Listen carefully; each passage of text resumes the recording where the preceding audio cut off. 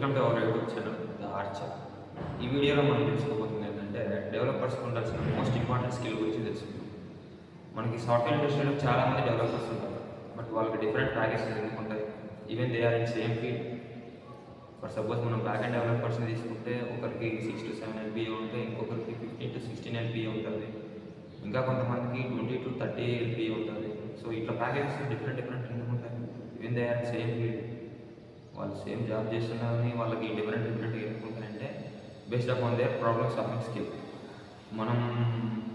మనం చదువుకున్న బీటెక్ కాలేజ్లో లేదంటే మనకి ఉన్న బీటెక్ పర్సెంటేజ్, మనం చేసిన ఇంటర్న్షిప్స్, మనం చేసిన సర్టిఫికేషన్ కోర్సెస్, మనకి ఉన్న గ్రేడ్ లింక్డ్ఇన్ ప్రొఫైల్స్, గిటహబ్ ప్రొఫైల్స్, ఇవన్నీ మన ప్యాకేజ్ని డిసైడ్ చేయలేము.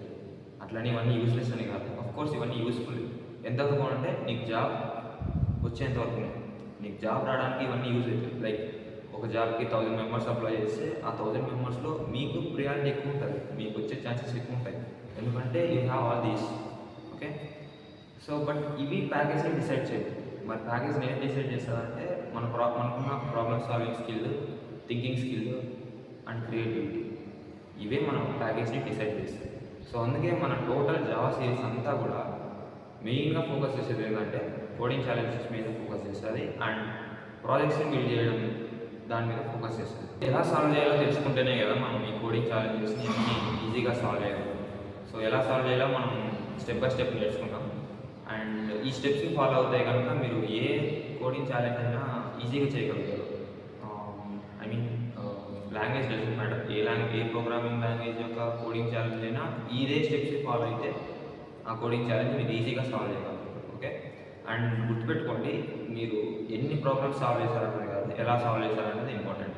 మీకు like lead code, hacker rank and many online platforms ఉంటాయి కదా, వాటిలో మీరు ఎన్ని ప్రాబ్లమ్స్ సాల్వ్ చేసినా కూడా మీరు సరిగ్గా సాల్వ్ చేయలేదంటే మీరు అవన్నీ వేస్ట్ అవుతాయి. సో అందుకే లిమిటెడ్గా సాల్వ్ చేసినా కూడా దాంట్లో క్వాలిటీగా చేయాలి. ఓకే, నీట్గా చేయాలి. ఎలా సాల్వ్ చేయాలి అన్నది ఇంపార్టెంట్. ఎన్ని చేసినా మనం కాదు, ఇక్కడ నెంబర్ నడుస్తుంది అంటారు అనమాట. ఓకే, సో ఎలా సాల్వ్ చేయాలో స్టెప్ బై స్టెప్ తెలుస్తుంది. ఓకే, సో స్టెప్ నెంబర్ 1 వచ్చేసి రీడ్ ద ప్రాబ్లమ్ క్లియర్లీ. దీంట్లో ఫస్ట్ పాయింట్ ఏమంటే రీడ్ ద ప్రాబ్లమ్ కేర్ఫుల్లీ. మీకున్న కోడింగ్ ఛాలెంజ్ని ఫస్ట్ మీరు చదవాలి, నీట్గా చదవాలి. ఫర్ సపోజ్ ఒక ఎగ్జాంపుల్ తీసుకోండి, print the sum of even numbers in given అరే అనుకోండి. దాన్ని మీరు నీట్గా చదవాలి ఫస్ట్. ఓకే, దాని తర్వాత ఈ స్టెప్లో సెకండ్ పాయింట్ ఏమంటే ఆ కోడింగ్ ఛాలెంజెస్లో ఉన్న కీవర్డ్స్ని హైలైట్ చేసుకోవాలి. లైక్ ఇప్పుడు మనకున్న ఎగ్జాంపుల్ తీసుకుంటే print the sum of even numbers in given array ఉంది కదా, దాంట్లో మీరు కీవర్డ్స్ ఏవో మీరు హైలైట్ చేసుకోవాలి. లైక్ సమ్ తీసుకోవాలి అండ్ ఈవెన్ నెంబర్స్ తీసుకోవాలి అండ్ యారే తీసుకోవాలి అండ్ ప్రింట్ కూడా తీసుకోవాలి. ఓకే, ఇవి హైలైట్ చేసుకోవాలి మీరు కీవర్డ్స్ ఇట్లాంటివి. ఓకే, అండ్ థర్డ్ పాయింట్ ఏమంటే ఇన్పుట్స్ని అవుట్పుట్స్ని ఐడెంటిఫై చేసుకోవాలి. లైక్ మీరు ఆ కోడింగ్ ఛాలెంజ్కి ఎలాంటి ఇన్పుట్ ఇవ్వాలి అండ్ ఎలాంటి ఇన్పుట్ ఇస్తే ఎలాంటి అవుట్పుట్ వస్తుంది. సో ఇవి మీరు ఐడెంటిఫై చేసుకోవాలి. లైక్ ఇక్కడ మనం తీసుకున్న ఎగ్జాంపుల్లో చూస్తే print the sum of even numbers in given array అంటే ఇక్కడ ఇన్పుట్ వచ్చేసి యారే. ఓకే, అండ్ అవుట్పుట్ వచ్చేసి సమ్.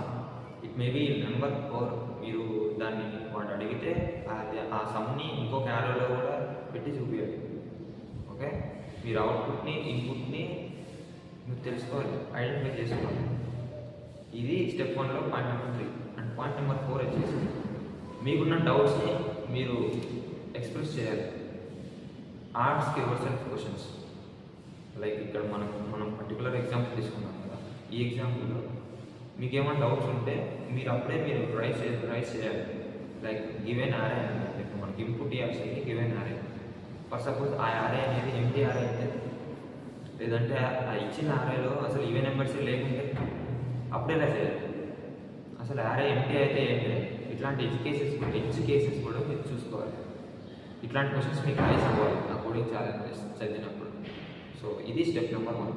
స్టెప్ నెంబర్ 1లో మీరు చేయాల్సింది ఇవే 4 points. Okay, and when coming to second step is build the logic. దీంట్లో ఫస్ట్ పాయింట్ ఏంటంటే don't rush into code. First మీరు కోడింగ్ ఛాలెంజ్ చూస్తేనే మీరు డైరెక్ట్గా కోడ్ రాసేదండి. దానికంటే సూడో కోడ్ రాయటం using some flow charts and algorithms like that. For suppose మనం ఇంతకుముందు తీసుకున్న ఎగ్జాంపుల్ని తీసుకుంటే మనకి సూడో కోడ్ అనేది ఇలా ఉంటుంది. ఫస్ట్ వచ్చేసి గివెన్ యారే ఇన్పుట్ మన ఏరియాలో అది తీసుకుంటాం. దాని తర్వాత ఈవెన్ నెంబర్స్ని ఫిల్టర్ చేయాలి. ఆ యారేలో ఈవెన్ నెంబర్స్ మాత్రమే బయటకు తీయాలి. తర్వాత ఆ నెంబర్స్ని సమ్ చేయాలి. సమ్ చేసి ప్రింట్ చేయాలి. సో ఇది ఫ్లో చార్ట్ అనమాట. ఇట్లా మీకు ఇష్టం వచ్చినట్ల మీకు అర్థమైన వేలో మీరు ఆ కోడింగ్ ఛాలెంజ్ని స్టెప్ బై స్టెప్గా రాసుకోవాలి. దీన్ని సూడో కోడ్ అంటారు. ఓకే, మీకు ఇష్టం వచ్చినట్టు రాసుకోండి. ఓకేనా, మీకు అర్థమైంది కదా. ఓకే, థర్డ్ పాయింట్ వచ్చేసి థింక్ అబౌట్ ద టూల్స్ అనమాట. మన కోడింగ్ ఛాలెంజ్లో ఏ టైప్ ఆఫ్ టూల్స్ అవసరం అవుతాయో మనం థింక్ చేయాలి. సో మనం ఈ పర్టికులర్ ఎగ్జాంపుల్లో తీసుకుంటే కండిషనల్ స్టేట్మెంట్స్ అండ్ లూప్స్ అవసరం అవుతాయి. ఓకే, సో అలాగనమాట మీ కోడింగ్ ఛాలెంజ్కి ఏ టైప్ ఆఫ్ టూల్స్ అవసరం అవుతాయో మీరు థింక్ చేయాలి. లైక్ కండిషనల్ స్టేట్మెంట్స్ అవసరం అవుతాయా, లేదంటే లూప్స్ అవసరం అవుతాయా, అవసరమైతే ఏ టైప్ ఆఫ్ లూప్ యూజ్ చేయాలి, అండ్ డేటా స్ట్రక్చర్స్ అవసరం అవుతాయా, ఫంక్షన్స్ అవసరం అవుతాయా, ఇట్లాంటివి అనమాట. ఓకే, దీని గురించి మీరు థింక్ చేసి మీరు మీకు కావాల్సిన టూల్ని మీరు దాంట్లో ఆ ఫ్లో చార్ట్లో కానీ ఆ సూడో కోడ్లో కానీ ఇంక్లూడ్ చేసుకోవాలి. ఓకే, సో ఇదన్నమాట step number 2. So when coming to step number 3, right the code అనమాట. ఫస్ట్ మీరు simple స్ట్రక్చర్లో code రాసేయండి.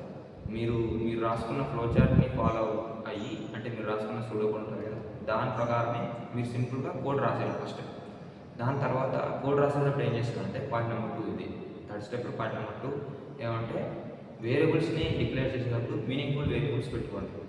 Like for suppose some is equal to 0 అంటే దానికి మనకు అర్థమయ్యేలా పెట్టుకోండి, సమ్ అనేది పెట్టుకోండి.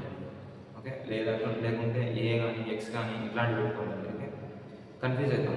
మనకు వేరియబుల్స్ని డిక్లేర్ చేసేటప్పుడు మీనింగ్ఫుల్గా పెట్టుకోవాలి. Okay, point number 3 is to use comments in middle of the code.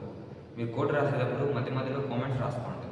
So me code ఎవరైనా వేరే వాళ్ళు చూసినప్పుడు కూడా వాళ్ళకి అర్థమయ్యేటట్లుగా ఉండాలి. కాబట్టి వాళ్ళకనే కాదు, మీరైనా ఎప్పుడైనా ఒక 1 వీక్ ఆఫ్టర్ కానీ, లేదంటే 1 మంత్ ఆఫ్టర్ కానీ చూసినప్పుడు మీకు అర్థమవుతుంది.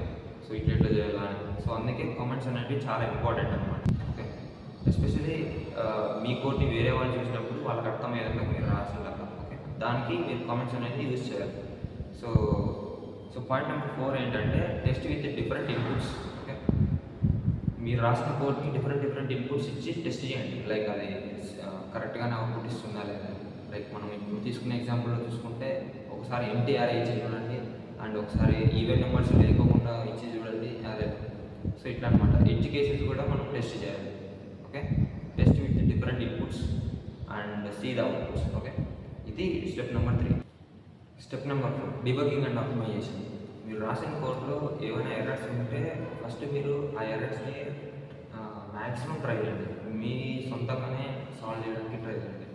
ఇన్ కేస్ కాలేదంటే ఏ టూల్స్ని యూజ్ చేసుకోండి.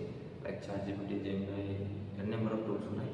But I personally prefer code డీబగ్ని చేయడానికి ఒక స్పెషల్ టూల్ అయితే ఉంది, అదే బ్లాక్ బాక్స్. ఇది మీకు చాలా బాగా డీబగ్ చేసేస్తుంది, అండ్ మీరు దాంతో బాగా చాట్ చేయొచ్చు కోడింగ్ పరంగా అయితే. ఓకే, సో ఒకసారి ట్రై చేసి చూడండి black box.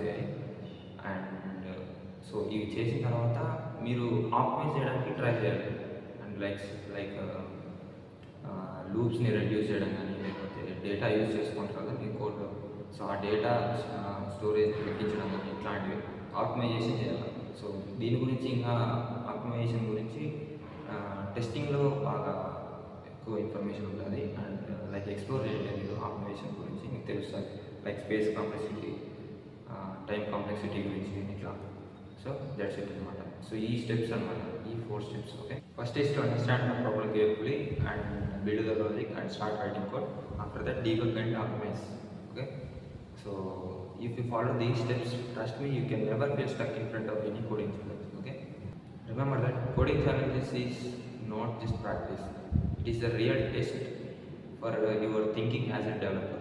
Okay, so whenever you see any coding challenge, then don't panic, just follow the structure and you will become strong in problem solving skill. So next video I will share some books to learn Java which will build your Java foundations very strong. So don't miss it. So if you found this video useful, hit that like and subscribe button and share with your friends who are learning Java or who are learning coding. Okay, so that's all for today. See you later.